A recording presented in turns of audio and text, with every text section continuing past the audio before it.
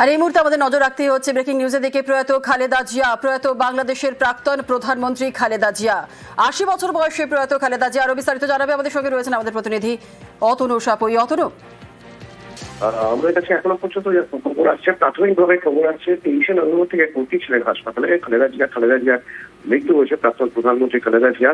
Multi organ failure এখনো পর্যন্ত জানা যাচ্ছে, অর্থাৎ সব অর্গানই অনেকদিন ধরে চিকিৎসকরা চেষ্টা করছিলেন, কিন্তু কোনোভাবে আস্তে আস্তে বেশ কিছুটা হলো সাড়া দিচ্ছিলেন চিকিৎসায়। একটা সময় পরে দেখা গেল চিকিৎসায় তিনি আর সাড়া দিচ্ছেন না। চিকিৎসকরা ঘোষণা করতে বাধ্য হলেন প্রাক্তন প্রধানমন্ত্রী খালেদা জিয়া মৃত, এবং তার ছেলে এখন ঢাকাতেই রয়েছেন, তারেক রহমান, তিনি ঢাকাতেই রয়েছেন। দীর্ঘদিন ধরে অসুস্থ ছিলেন, যে অসুস্থতার জন্য তাকে বাইরে বিদেশে যেতে হচ্ছিল। বিদেশে যাওয়ার জন্য তিনি পারমিশন চেয়েছিলেন, যে সময় এর আগে প্রধানমন্ত্রী ছিলেন শেখ হাসিনা, সে সময় বারবার পারমিশন চেয়েছেন তিনি বিদেশে যাওয়ার জন্য, কিন্তু বিদেশে তাকে চিকিৎসার জন্য যাওয়ার অনুমতি দেওয়া হয়নি। পরবর্তীতে তিনি বিদেশে গিয়েছিলেন, চিকিৎসা করানো হয়েছিল, কিন্তু তখন পরিস্থিতি আরো খারাপ হয়। এরপর তাকে ফিরিয়ে আনা হয়।